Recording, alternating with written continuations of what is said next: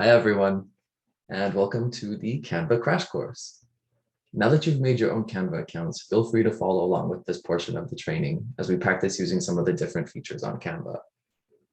Once you sign into your Canva account, as I have here, this is the first screen that you'll see. A few helpful features on this screen are that you have quick access to any designs you've been working on recently, just at the bottom of the screen.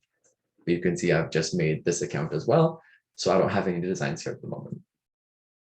Once you've been using Canva for a while and have quite a few designs, you'll be able to view and organize them all by clicking projects here on the left side of the screen.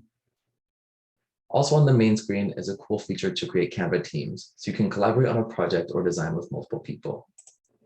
You'll just type their emails in here, or you can get a link to share with them so they can view designs and make changes as well. Be sure to only add people to your Canva team who you trust, since they'll be able to make changes to your designs once they have access to your team. To get us started today, though, we're going to look at one of the absolute best parts of Canva, in my opinion, which is all the templates the site has available to use, many of which are free. You can find templates in a number of different ways.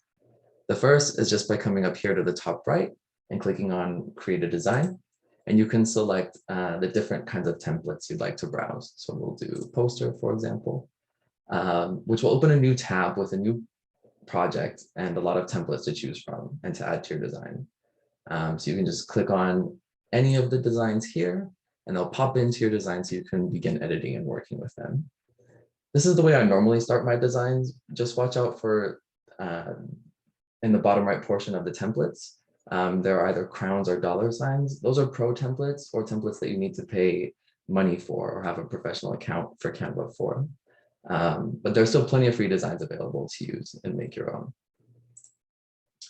Back on the home screen, you can also browse templates by using these icons below the search bar here in the center of the page. So for example, you can see that there are quite a few helpful resources for Instagram and Facebook posts. So if you're looking to create social media materials for a campaign or even to step up your own social media game, that's a great place to start. And the final way to use templates or to find templates to use is to use this search bar to search the different content on Canva. Since we've just discussed press releases in this training, we'll use that as our search term. So we'll just type in press release. And you can see that a lot of the designs that come up might be pretty extravagant for a simple press release. So we'll just click on this simple looking one here to practice our Canva skills. Once you've chosen a template, maybe the first thing you want to do is to give your design a better name than the template starts with, so you can find it more easily later. So up here, you'll see the current name that it has. So just want to click in that field and give it the design any title you'd like. For the training today, I'll just call it as BNP presser. Now you can start to see all the different parts of the design that you can edit to make the design your own. So you can hover over all these different elements and see that you can change each one of them. The different elements we'll focus on today are what I think are the three most common, which are text boxes, images, and shapes, or what's called elements in Canva, which is a broad term for things like shapes, different picture frames, and little icons and stickers. We'll get into that later. Starting off with text boxes, if you're just using the text boxes that are already in a template, all you have to do is double click into a text box to start editing the text inside it. Remember, as we go through this process, that we're not actually making a press release here. We're just practicing the different tools on Canva and using a press release template as an example. If you ever find yourself making a real press release, you'll want to use those tips we discussed earlier to do that.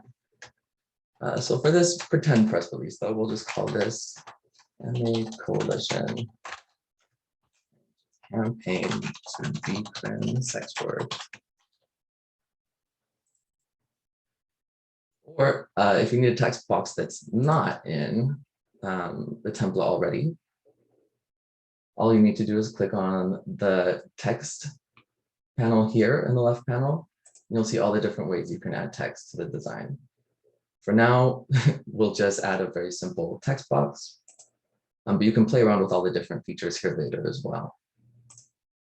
We'll just say for this text box that we've just added, that maybe we wanted to add the website for Black and Pink to this design. So we'll type in it Black and Pink.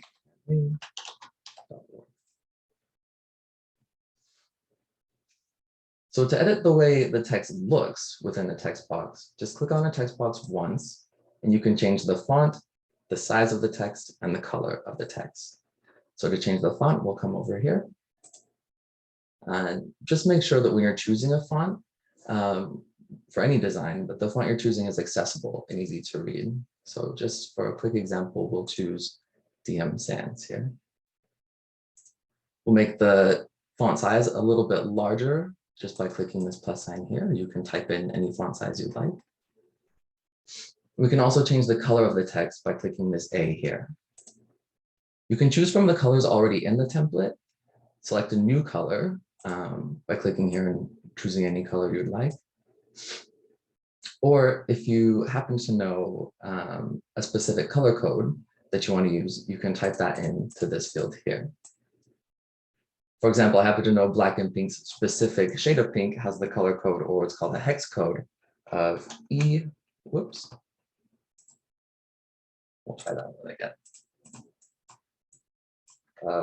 E41968. And that's the Black and Pink. You can also change the font color of several text boxes at the same time, just to make things a little bit quicker or easier for you. And you'll do that just by holding the Shift key as you select multiple different text boxes. So we'll just change these 3 in the banner to black, for example. All right, so that's the basics on text boxes in Canva. So next we'll move on to images. So working with images is super easy in Canva. All you need to do is upload the image you want to your Canva account, and it'll be ready for you to use in any of your designs moving forward. To upload an image, we'll just click on Uploads here on the panel on the left, and then we'll click on Upload Files. So have to have your picture saved to your computer already. So if you're using an image from the internet, you'll need to download it to your computer first. But once you have it saved somewhere, you'll just click on it here and you can add it to your Canva. So I already have the pink logo, so this time we'll add the black one. And once you do that, you'll see that you have the images here in your uploads, and they'll stay there for easy access until you choose to delete them. To add it to your design, we'll just click on it once, and it'll pop up for us to move it around and edit it. So let's put the logo up here in the banner. You'll see all these pink lines showing up as I move the logo around. Those are just to help make sure that all of the different elements in your design are lined up in the way you want them. So I want this centered in that blue banner, and those lines help me do that. And that's the very basics of images, but you can definitely get fancy with it the more you play around in Canva. And finally, moving on to elements, we'll click on the elements part of the panel on the left to get started. You can see a few different things here that you can add to a design. Small little graphics, which are kind of like clip art from back in the day. Stickers, which aren't always super useful unless you're designing something for social media where you can be have a bit more fun. And then frames, which are just ways to make your pictures appear in different shapes. So I often use the circle frame to use round or circular photos instead of just always having squares and rectangles. And you can also just add simple lines and shapes, which I tend to use a lot to add a bit more color or dimension to a design. So for the sake of practice today, we'll just add a simple square to this design. And it'll usually pop up in this blue color or color that's already in your template. For the practice today, we'll just move and reshape this square to the bottom of the page here, just to make a long rectangle that goes across the bottom of the page. So I'll resize it down here, and we'll drag it across so it goes across the whole bottom. Don't worry if it extends beyond the edges. That will just make sure that it covers the entire bottom of the page. You can edit the color of shapes like this in the same way we changed the color of our text before. So I'll change both of these shapes at the same time, this rectangle and the banner that came with the template, by holding Shift again. And now I have them both selected, and we can come up to this color square at the top of the page again. And the nice thing is now that we've already added that black and pink style of pink to our design, we can just change those quickly to that same color of pink as well. And there you have it. Those are the very basics of how to use Canva. Thank you for watching and following along, everyone. I hope this little Canva crash course was helpful. But I'll end by saying that the best way to learn how to use the different features in Canva is just to start practicing and making designs, so you can really start to figure it out as you go. And if you feel stuck on something, or if you're ready to try more advanced features on Canva, there are a lot of great tutorials on YouTube that can walk you through different tools and demonstrations as well. Thanks again, everyone, and happy Canvaing.